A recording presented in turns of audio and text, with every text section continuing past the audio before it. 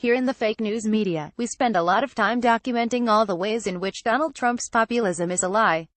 The president isn't a self-made titan of business so much as a trust fund kid turned con artist. His administration isn't pro-worker, only pro-boss. Far from draining the swamp, he's flooding it with raw sewage.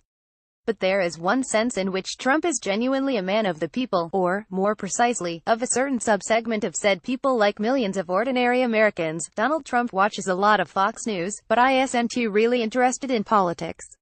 No occupant of the Oval Office has ever shared the average person's disinterest in policy, parliamentary procedure, and the rudiments of American civics to the extent that Trump does. He is America's first low-information voter president. This was surely one source of his appeal on the campaign trail. The candidates spoke about politics like a regular Joe, which is to say, like someone who doesn't know much about politics but heard or misheard an outrageous thing about Obama on Hannity last night. Jeb Bush read white papers, gave speeches at D.C. think tanks. Donald Trump watched Fox Friends and shouted at his television.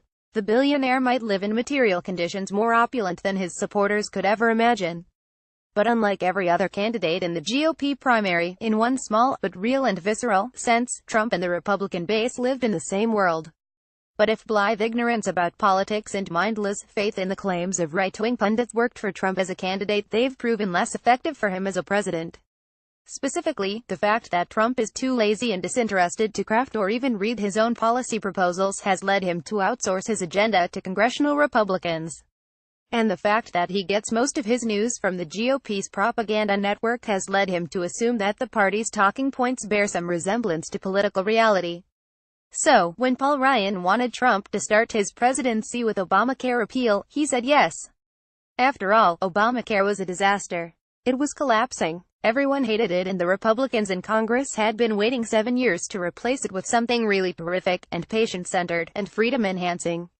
It would take a few days, weeks, tops, and the people would love it.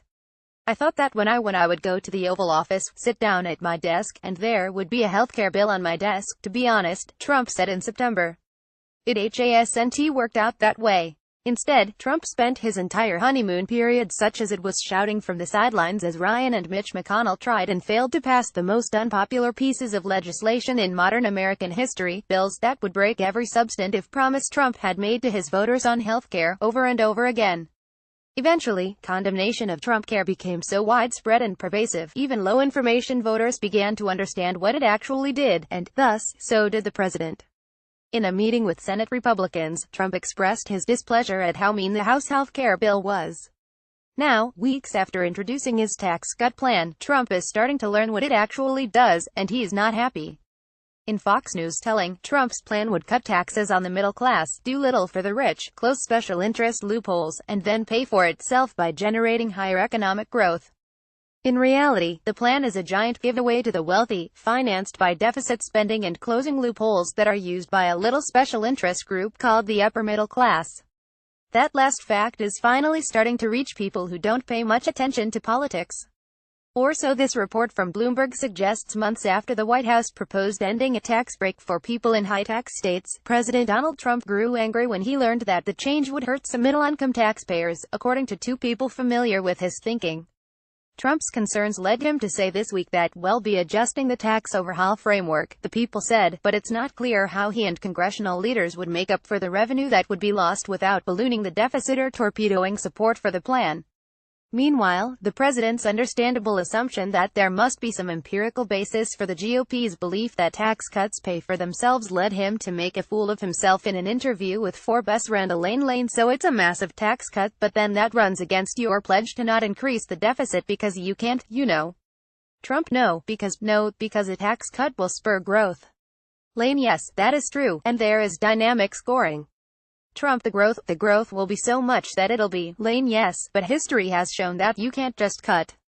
It does spur growth, but it won't pay for itself. History has shown that. Trump: well, history has also shown the opposite.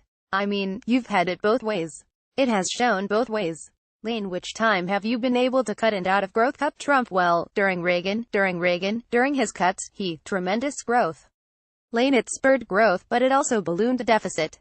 To be sure, it's possible that Trump isn't as naive as he appears. The mogul has spent most of his life pursuing schemes to enrich himself at the expense of people had duped into admiring him.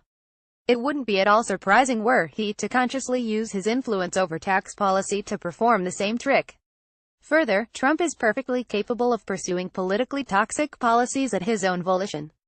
Congressional Republicans did force Trump to cancel the Affordable Care Act's cost-sharing reductions even if they did give him the power to. He took that initiative himself, ostensibly, out of the delusional belief that doing so would force Democrats to negotiate over Obamacare repeal.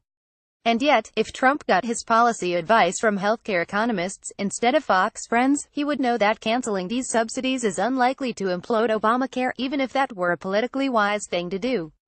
Further, it seems doubtful that Trump would have agreed to begin his presidency by pushing trillion-dollar Medicaid cuts, instead of, say, a popular infrastructure bill that would have affirmed his status as a builder and dealmaker, if he'd followed politics closely enough to understand the substance of Paul Ryan's healthcare vision. Similarly, if the president understood all the intricacies of tax policy, he'd almost certainly prefer a giant, temporary, deficit-financed tax cut to a less popular, but more permanent, plan to raise taxes on middle-class families for the sake of cutting them on corporations. Donald Trump doesn't care about incentives for investment, or what tax policy will look like in 10 years. He wants to make himself richer, while juicing short-term economic growth to make himself more popular. But like the millions of low-information voters who elected him, Trump was duped by Fox News. And now he and, to a lesser extent, they're growing disillusioned with his presidency.